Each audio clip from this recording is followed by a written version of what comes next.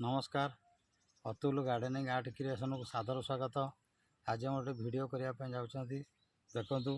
ये आम आगे रही रसुण गछटा सब अच्छी रसुण गछ एति मोटा हो गला बर्तमान ये 70 दिन पाखापाखि हो गला ये गछ। तेज यही गछ को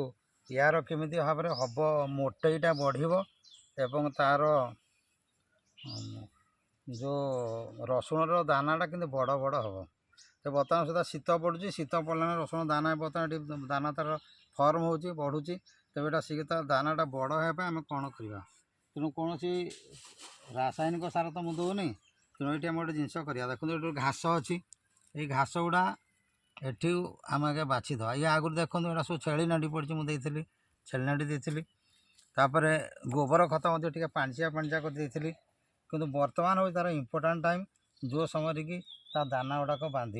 कारण या 90 दिन होगा मैंने या कोड़ा खोसा किसी करहबन ये। तेनाली बर्तमान देखो घास गुड़ा बाछीदेली मुझे घास गुड़ा अन्य तार जो सार गुड़ाक जोटा तार उपादेय सार से गुड़ा सी नहीं जाता तेणु वंचित कले घास को बचेली बर्तमान गछ से पूरा पाइब। बर्तमान देखो एड़ा कौन कली ना मुझे हाल्का हाल्का ये गोटे अच्छी मोटे ओजार अच्छी ये ओजारटा देखिए खुशेदेली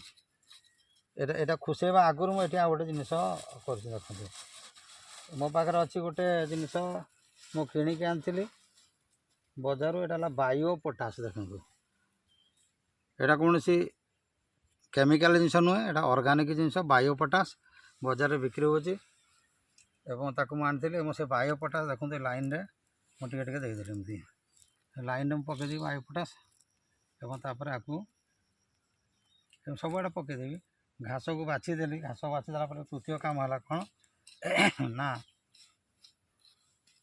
यहाँ तक खुशे से बायोपोटास मटी में मिसीज तो मझी लाइन मत पकईदे मझी लाइन तो खुशे दूची आ रसुण चेर जिते छिड़ब तार से दानाटा से बड़ हम यहाँ मन रखिए ता अर्थ नुहे आप एकदम दाना बड़ हाँ पर्यटन खुशे दाना जो फर्म हो समय खुशे तापर आगे बड़ बड़ हो गले ताकू 20 mm के तार तो खुशे ना। बर्तमान देखो मुझे खुशेदेली यहाँ मुझे बायो पोटास कहीं देली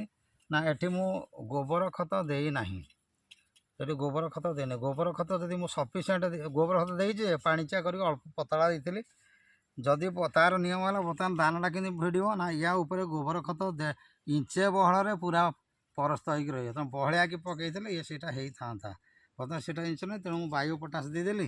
और बायो पोटास आप देखूँ तार खुशेदेली से मटी मिसीज मिसीगले या पानी आउ थे हेना पा दिज्व से पानी रे ये तार कौन कर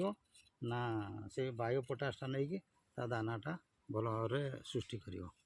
तेणु जोटा कंद बरिकला माना मूल फलुची ये समय बायो पोटास देवा दरकार जार फूल फल गचर पोटास दि जाए मु तो इनऑर्गेनिक पोटास केमिकल पोटास दौनी तेणु बायो पोटास ऑर्गेनिक देली। बर्तमान देखो ये गोटे क्यारी अच्छी ये सब खत दिजाए खत केते बहर या इंचे बहर ये खत पड़ी जब ये इंचे बहर खत पड़ो ताल कौन हम ना रसुण बड़ बड़ तार दाना हम ये किसी कौन केमिकल जिन प्रयोग करवा उचित हम ना। तो बर्तमान आप जिनसा देखिले सब सरला बर्तमान आपन को जदि यहाँ भल लगुव ताले आप लाइक करेंगे शेयर करेंगे एवं जी नुआ देखुं सब्सक्राइब करेंगे। नमस्कार।